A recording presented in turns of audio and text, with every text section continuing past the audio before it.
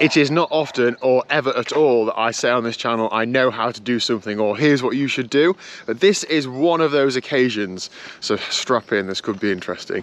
My name is Daniel and 5 days ago I completed Challenge Roth. This year I've been really focusing on my recovery post racing, so triathlon racing and bike racing, because I've been doing a lot of racing and I want to do a lot of racing, but when you do a lot of racing you don't do much training and your fitness tends to just deplete, doesn't it? So my key is to recover as fast as possible. I'm going to talk you through what I've been doing, how and why, what things I've been using, what practices I've been following. But straight off the bat, I'm going to tell you right now, there is no one amazing product or thing that is going to make you recover faster from races. There could be, but it's probably illegal. All the legal stuff, none of it is going to make, like on its own, is going to work. And I'm also not going to take this opportunity to try and sell you something that is going to claim to make you recover faster.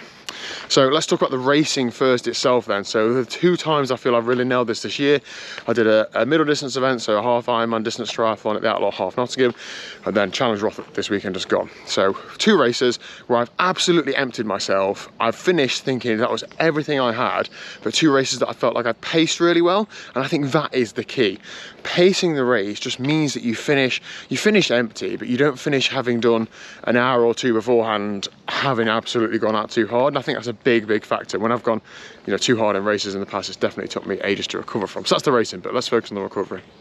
Crossing the finish line, I'm a big fan of a finisher food tent. I definitely make the most of that for obvious reasons. When I finished Challenge Roth specifically, I couldn't really face any food. I felt really sick, so I just made sure to get lots of fluids down me, but not just water or not just electrolytes. I'm talking Red Bull, Coke, Erdinger, Coke, more Coke, anything that's got like sugar and carbs in it, just getting in some energy and getting in some food and drink.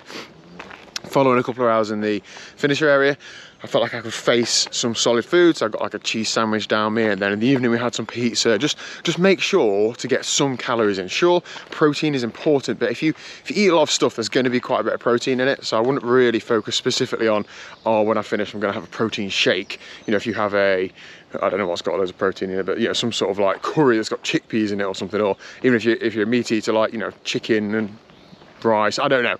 Eat loads of food, basically. It's not rocket science. Following that, I find that keeping active for me actually really helps in my recovery. And I don't want to be one of those people that post up on Strava saying recovery spin when it clearly isn't a recovery spin, but genuinely, if you have an honest recovery spin, I find that I don't feel any better immediately after, but the next day I do. So following Outlaw Half Nottingham earlier this year, I didn't have a day off. I rode for the next 3 days, 4 days in fact, and I felt better each day. This week after Challenge Roth, we had a travel day on the Monday, so I had to take the day off.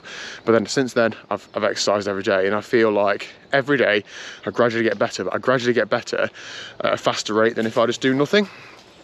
Let's talk about other things, stretching, massage and all those sorts of things. I did have a massage at the finish line of Challenge Roth. I didn't have one at Outlaw Half. The finish line of Challenge Roth, the gentleman doing the massage, and also there's a bit of a language barrier, but he asked me if I had any preferences, and I just said, like, please don't hurt me or something like that. And he basically made it a really sensual, like, light massage. I'm not sure that had much effect on my actual recovery, but something like that, just to sort of get in those deep tissues and release some lactic acid, I believe. Following that, I don't use massage guns, don't use any sort of mumbo jumbo, you know, stretching or anything like that. I just sort of crack on and just sort of keep ticking on day by day, being generally active, and that is, I seem to find, as good as anything else. I do have a massage gun, but I just find that I often get a bit sore from using it, and I don't know as if it actually aids recovery. Sometimes you're that sore when you finish a race, aren't you, that you just don't want anybody to touch your legs or anybody to do anything. So yeah, here I am 5 days after, feeling pretty good. Key principles, just keeping active, eating loads of food and drink.